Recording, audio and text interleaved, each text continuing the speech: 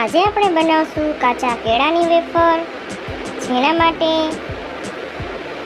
6 નંગ જેટલા કેળા લીધેલા છે, જે વજનમાં આશરે 500 ગ્રામ હશે. તેને સારી રીતે ધોઈ અને લૂછી લેવાના. ત્યારબાદ કેળાની બધી જ છાલ ઉતારી લેવાની છે. કેળા ચીકાસવાળા હોવાથી તે હાથમાં છૂટી જાય છે, તેથી તરત જ આપણે હાથને સારી રીતે ધોઈ લેવા.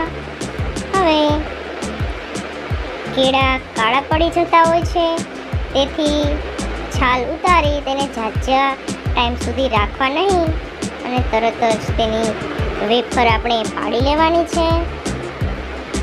આ મુજબ આપણે બધી જ વેફર પાડી લીધેલી છે. વેફરને તળવા માટે આપણે ગેસ ઉપર એક કડાઈમાં તેલ ગરમ કરશું.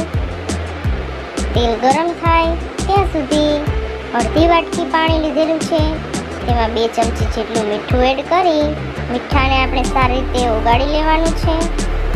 આ મીઠાવાળું પાણી આપણે વેફર તળવા માટે ઉપયોગમાં લેવાનું છે, જે તમને હું આગળ વિડીયોમાં બતાવીશ. તેલ ગરમ થઈ ગયું છે. હવે આપણે તેમાં વેફરને હાથની મદદથી આ મુજબ છૂટા પાડતા જશું અને કડાઈમાં એડ કરી દઈશું, જેથી કરી બધી જ વેફર સારી રીતે તળાય અને એકદમ ક્રિસ્પી બને. કેળા ચીકાસવાળા હોવાથી વેફર એકબીજા સાથે છૂટી ગઈ છે, જે તળવા ટાઈમે આપણે જરૂરથી તેને છૂટી પાડીને એડ કરવી. હવે થોડીક વેફર એડ કર્યા બાદ મીઠાનું જે પાણી બનાવેલું છે તે અડધી ચમચી જેટલું આપણે વેફર ઉપર એડ કરી દઈશું, જેથી કરી કેળાની વેફર આપણને ખાવામાં મોડી નહીં લાગે.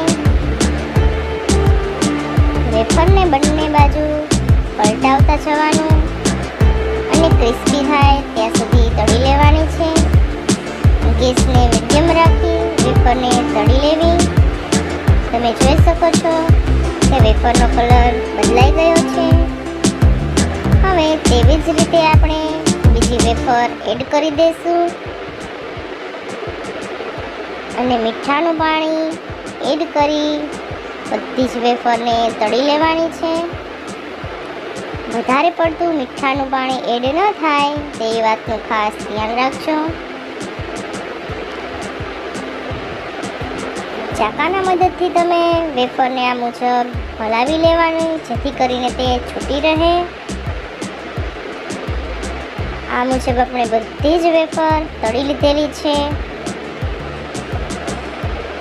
વ્રતમાં કે ઉપવાસમાં ખાઈ શકો તેવી એકદમ ક્રિસ્પી એવી કેળાની વેફર તૈયાર છે. મારી આ રેસીપી તમે જરૂરથી એકવાર ટ્રાય કરજો. વિડીયો પસંદ આવ્યો હોય તો વિડીયોને લાઈક કરજો, શેર કરજો અને મારી ચેનલ પર નવા હોય તો ચેનલને સબસ્ક્રાઈબ કરજો.